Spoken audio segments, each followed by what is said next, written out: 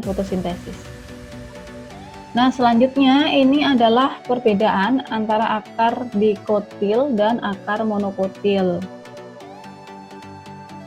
Nah, cukup jelas ya, yang kiri ini yang akar dikotil, biasanya xilem itu berada di bagian tengah dan membentuk struktur atau bentuk seperti bintang. Nah, kemudian untuk yang monokotil, nah ini berkas pengangkutnya xilem dan floem itu berseling-seling ya, xilem, floem seperti itu. Nah, untuk jaringannya ini sama ya penyusunnya, ada epidermis di bagian luar, kemudian sebelah dalamnya ada korteks, di sini juga ada korteks. Lalu sebelah dalam korteks ada endodermis, di sini juga ada endodermis. Lalu sebelah dalam endodermis ada perisikal, ini juga di monokotil ada perisikal.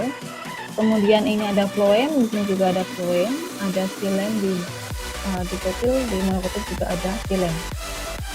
Nah, ini adalah stele, di mana di situ berisi jaringan pengangkut, ini juga stele di monokotil. Lalu ada rambut akar. Nah, rambut akar memang ini dia merupakan pemanjangan dari sel epidermis. Jadi kalian bisa lihat di sebelah kanan bawah seperti ini. Sel epidermis ada area yang menjulur begitu ya, mengalami pemanjangan. Nah, itu adalah rambut akar. Nah, tapi nanti beda lagi dengan yang namanya akar lateral. Jadi kalau akar primer yang menjulang ke bawah gitu ya. Kalau ini kan langsung muncul rambut akar di situ. Nah, kalian bisa lihat di gambar yang sebelah paling kiri, ini ada akar primer di sini, lalu akan muncul ada akar lateral. Jadi semacam kayak percabangan akar. Nah, baru nanti bulu-bulu akarnya akan muncul di situ, di cabang-cabang akarnya. Nah, untuk cabang akar atau akar lateral ini, dia bukan merupakan pemanjangan dari sel epidermis, berbeda dengan rambut akar ya. Kalau untuk cabang akar ini, dia merupakan hasil pemanjangan atau penjuluran dari jaringan perisikal. Jadi seperti ini deh, seperti ini guys. Dari sebelah dalam dia menjulur keluar untuk membentuk akar lateral atau cabang akar.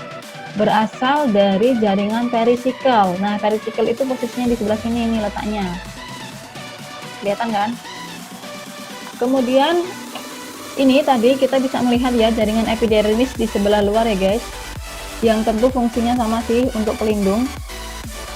Dan jaringan epidermis pada akar itu dikenal dengan istilah epibelem atau lapisan filiferus. Nah, karena memang dia ada penjuluran-penjuluran membentuk rambut akar, sehingga disebut sebagai epibelem atau lapisan filiferus. Nah, sel-sel epidermis pada akar itu berdinding tipis, biasanya tidak mengandung kutikula, walaupun kadang-kadang kita juga bisa menjumpai adanya kutinisasi pada dinding luarnya. Nah, hampir semua akar, rambut akarnya itu berasal dari sel-sel epidermis. Ya. Ini kalau di daerah ujung-ujung akar sih sebenarnya. Kalau di daerah atas-atas ini kan sudah ada percabangan akar ya. Yang ini. Nah, rambut akar itu terdiri atas satu sel memanjang yang tentu punya fungsi untuk absorpsi ya, dan untuk pegangan akar pada tanah. Kemudian kalian bisa ngelihat jaringan di sebelah dalam dari epidermis itu ada korteks. Ini korteks. Nah, korteks itu tersusun atas sel-sel parenkim, kadang-kadang mengandung karbohidrat, kadang juga mengandung kristal. Ini untuk jaringan korteksnya. Dan juga kadang bisa dijumpai adanya squarenkim.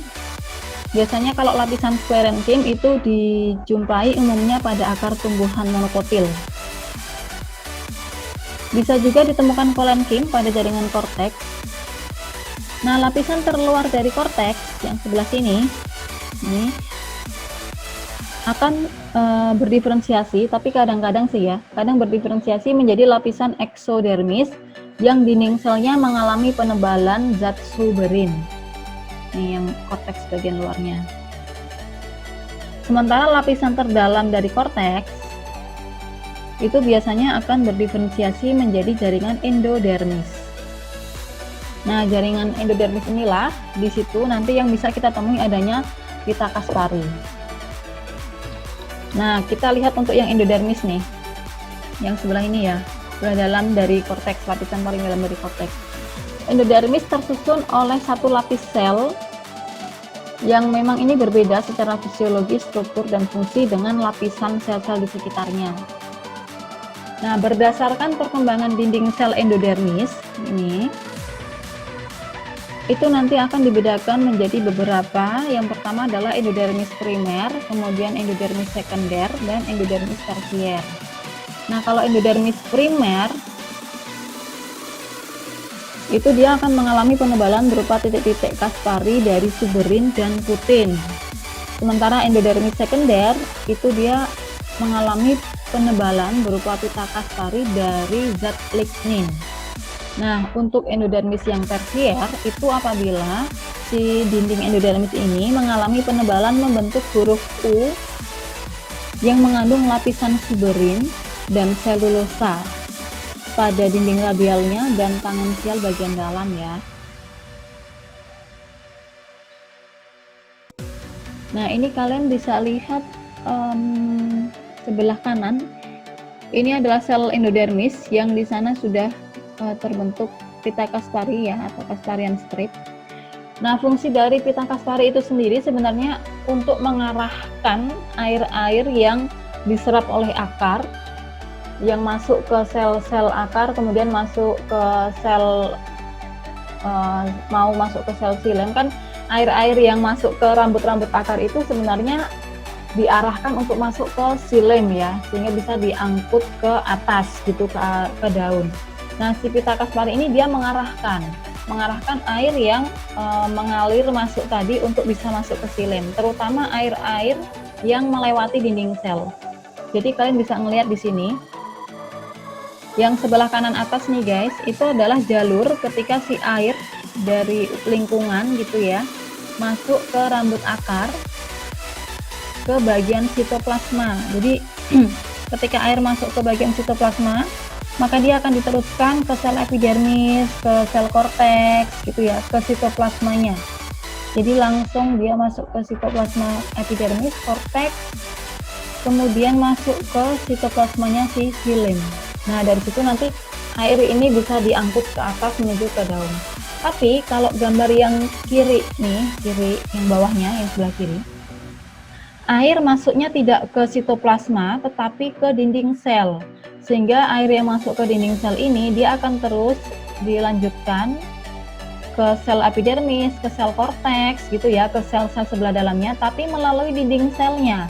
Nah, ketika dia sampai di endodermis, kalau dia tetap melanjutkan ke dinding sel, lewat dinding sel masuknya, maka tidak akan bisa masuk ke xilem karena terhalang oleh pita Kaspari. Sehingga pita Kaspari ini akan membelokkan si air yang mengalir lewat dinding sel tadi ke arah sitoplasma dari si endodermis, lalu nanti bisa masuk ke bagian perisikel dan masuk lagi ke sebelah dalamnya lagi ke bagian sitoplasma xilem. Nah, kemudian air bisa diangkat atau diangkut ya oleh xilem ini ke daun. Oke, sebelah dalam dari endodermis itu ada stele. Nah, pada akar memang xilem dan floem itu terletak pada radius yang sama ya guys. Kalian bisa lihat di sini xilem dan floemnya. Ini yang floem, ini yang biru itu yang xilemnya. Ini floem lagi di sini. Nah, akar ini bisa terdiri dari satu jari-jari xilem atau dua jari-jari xilem atau tiga jari-jari xilem dan seterusnya. Jadi kalau pada gambar yang ada di monitor ini punya 4 jari-jari xilem sehingga disebut sebagai tetrak.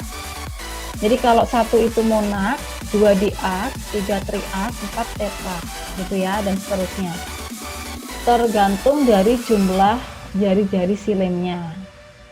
Nah, xilem pada akar disebut xilem eksak karena tadi ya pertumbuhannya dari mana, kalau eksak kebalikan dari si batang. Eksak itu pertumbuhan xilem dari luar ke dalam. Sehingga kalau pertumbuhannya dari luar ke dalam itu kita bisa melihat si metasilem yang biasanya sel-selnya ukurannya lebih besar itu berada di sebelah dalam, sementara yang pinggir-pinggirnya yang silem dengan sel-sel ukurannya itu masih kecil atau kita sebut sebagai protosilem itu di sebelah luar dari metasilem. Nah, parenkim yang dijumpai di antara berkas silem dan floem itu disebut sebagai jaringan konjungtif. Nah, sekarang kita akan melihat adanya pertumbuhan sekunder. Ini pertumbuhan sekunder pada akar. Coba kalian bisa bayangkan di situ. Nah, untuk akar ini ada pertumbuhan sekunder juga, tapi memang pada akar dikotil ya. Kalau monokotil tidak mengalami pertumbuhan sekunder. Jadi yang mengalami pertumbuhan sekunder itu pada dikotil yang memang dia tipe pohon gitu ya, dan tumbuhan berbiji terbuka atau gimnosperme. Nah, kalian bisa melihat ini yang sebelah kiri itu akar yang belum mengalami pertumbuhan sekunder, yang sebelah kanan ini akar yang sudah mengalami pertumbuhan sekunder. Pada prinsipnya sama, bahwa pertumbuhan sekunder itu dialami oleh si kambium dan kambium gabus. Nah, secara ontogenis memang untuk kambium ya pada akar ini ya. Kambium itu terbentuk dari parenkim di sebelah dalam berkas floem. Jadi floemnya itu kan yang ini nih. Nah, sebelah dalamnya berarti yang di sini itu terbentuklah kambium, sehingga kambiumnya itu berbentuk mengikuti bentuk apa istilahnya batas antara floem dan silem. Jadi bentuknya kayak gini deh, plus gini kayak bintang. Nah, ini kambiumnya antara silem dan floem kayak gini ya, bintang kayak gini. Nah, pada saat kambium ini membentuk sel-sel sekunder, yaitu membentuk silem sekunder dan floem sekunder, maka sel-sel perisikelnya nanti juga akan membelah. Nah, bayangin aja si kambium itu yang bentuknya bintang, dia membelah ke arah dalam membentuk silem sekunder, ke arah luar membentuk floem sekunder. Sehingga pada akhir perkembangannya, si kambium nanti akan menjadi bulat kayak gini. Bukan berbentuk bintang lagi. Sehingga ini kalau kalian lihat tidak berkelok-kelok lagi ya. Nah, kambium ini sudah menjadi bulat, tidak berkelok-kelok. Ini karena adanya perbedaan kecepatan pembelahan dan pembentangan antara sisi luar dan sisi dalamnya. Jadi yang hasil akhir setelah pertumbuhan sekunder ini kalian bisa lihat ada silem primer yang awalnya di tengah tadi. Kemudian awalnya kan tadi ada kambium di sini ya. Kemudian kambiumnya mulai melebar keluar karena mulai terbentuk silem sekunder. Jadi di sini ini adalah silem sekunder. Dan ini kambiumnya sudah sampai di sini. Lalu yang sebelah luar dari kambium ini adalah floem sekunder. Nah, ini floem sekunder, guys. Lalu floem primernya mana? Dia terdesak sampai di sini. Nih, awalnya kan floem primernya kayak gini ya. Nah, dia terdesak ke pinggir nih floem primernya. Sorry, floem primer. Tadi saya salah ngomong nggak ya? Nah, ini floem primer, lalu ini floem sekundernya. Terdesak sehingga kalau kita lihat sebagian besar bagian dari akar yang sudah mengalami pertumbuhan sekunder itu justru di situ adalah berkas pengangkut ya, guys.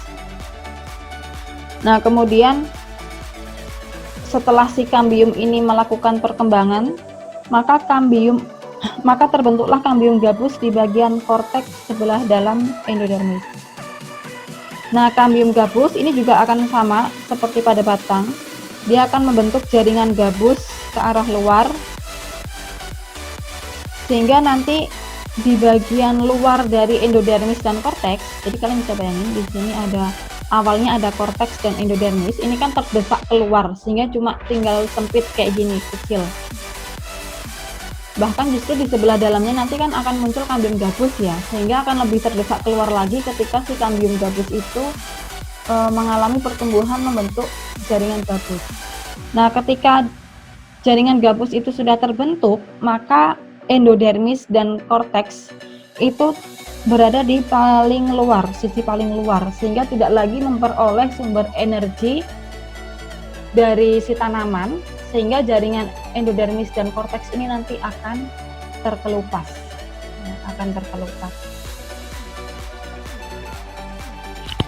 Nah, itulah pertumbuhan sekunder pada akar. Jadi nanti paling luar berupa sel gabus dan justru sudah tidak memiliki korteks dan epidermis lagi.